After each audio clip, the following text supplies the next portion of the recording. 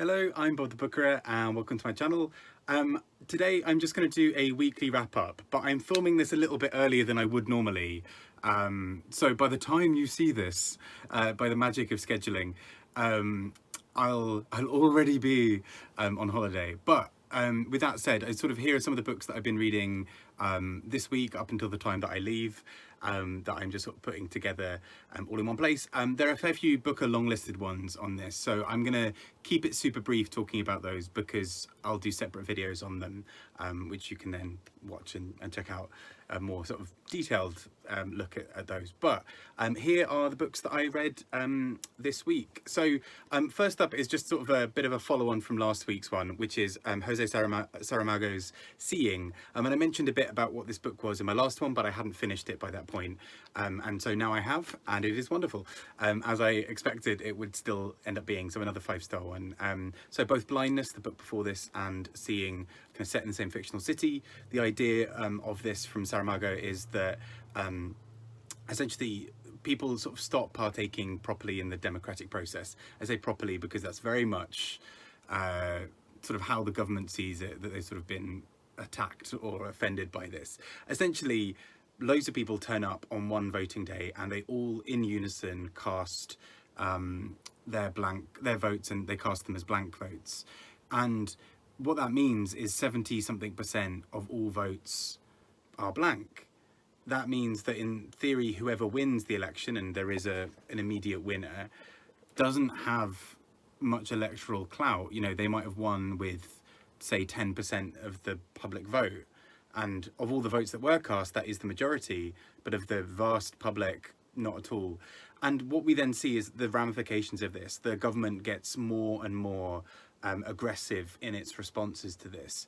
And when there's a second vote, it's an even higher number of blanks.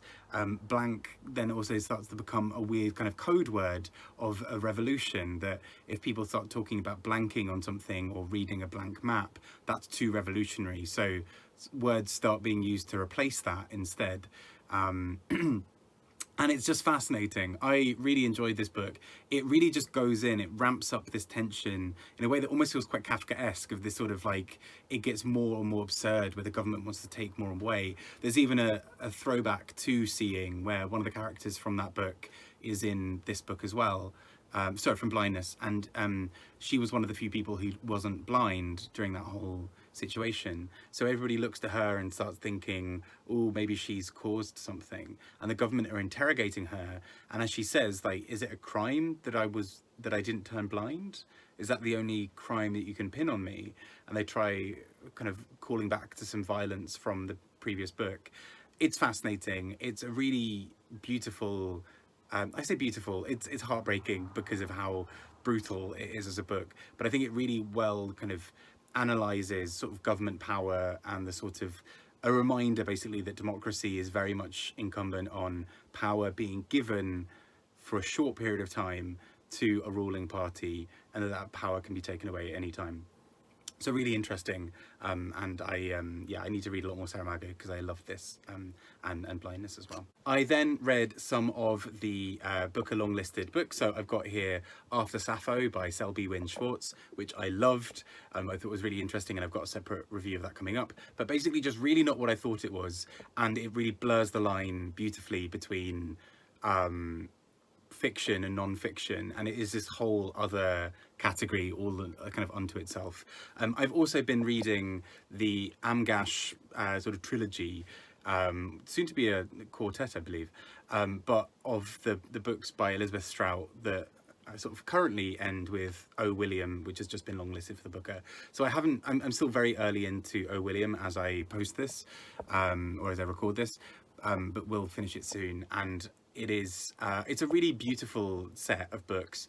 I will say at times the second one, Anything Is Possible, dragged a tiny bit for me, but overall, you know, it's sort of a very sort of beautiful look at sort of several characters processing various things from their childhoods, particularly one of them growing up quite poor and growing up with, Lucy herself, growing up quite poor and really growing up with a sense of sort of inferiority and shame that come with that.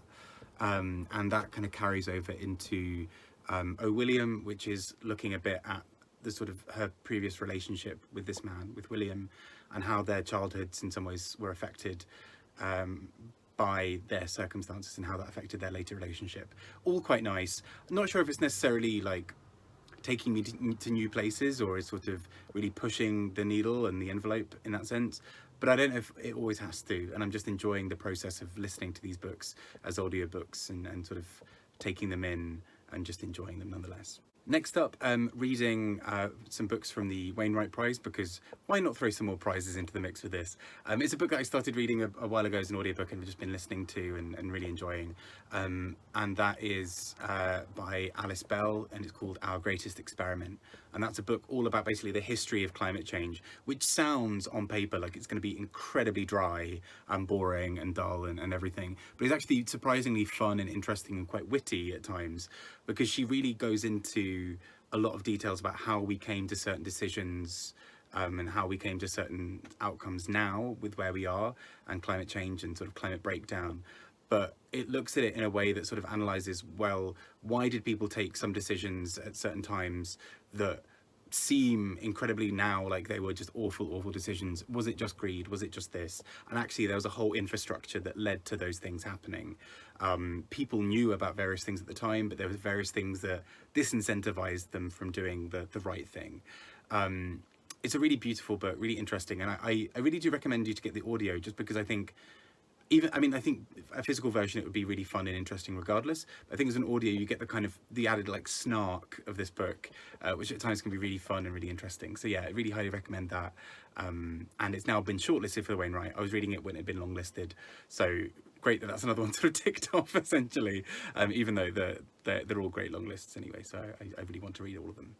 But yeah, that's that book, and it's sort of nice to mix it up with a bit of non-fiction this week as well. And last but not least, a book that arrived a bit earlier in the library than I was expecting, but that somebody had recommended in the chat a bit ago, and that is House Mother Normal, a geriatric comedy by B.S. Johnson, whose name is too similar in my mind to our current, well, outgoing Prime Minister in the UK.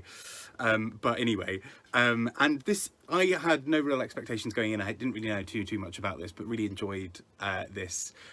Is essentially looking at 8 different people who are in a nursing home at various stages of lucidity and health. And we basically get little bios or profiles on them at the beginning, sort of saying like, you know, here are their ailments, here's how lucid they are, and then hearing a bit about them. And they're sort of 8 interconnecting lives. And sometimes, you know, those are sort of fairly average things that are quite funny. Sometimes it's quite heartbreaking because you get characters whose brains start to sort of not really work and they become less lucid. And so that lack of lucidity, I guess, is shown on the page in a way like this, where the text starts breaking up. Other times there's one character who just does that, but just in Welsh. And then we sort of just watch as, you know, various other things happen. Even at one point, several blank pages as a character tries to think about what they're about to say next. And so form and function play around quite a lot. It's quite experimental. It's quite funny as a book overall, even though obviously the subject matter isn't always funny. It's basically trying to find humour in some really quite troubling and difficult times. But nonetheless, I thought it was a really interesting book, and really quite an experience, I think, with how much it plays around with language and with everything else. So anyway, those have been the books that I've read this week. I will be away for the next week, but I've got lots of scheduled videos because it's booker season. And so I kind of want to just get my sort of solo reviews of books out there while they're kind of fresh in my mind.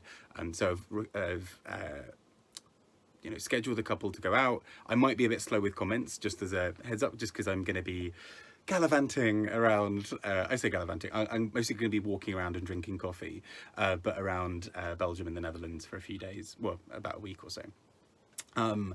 There won't be a weekly review next week because I'll still be traveling, so I won't be able to really record anything, but there'll be another video in its place, most likely a booker review, and I'll be back fairly soon to do some more anyhow. I've been Bob, take care and speak to you all soon. Bye bye.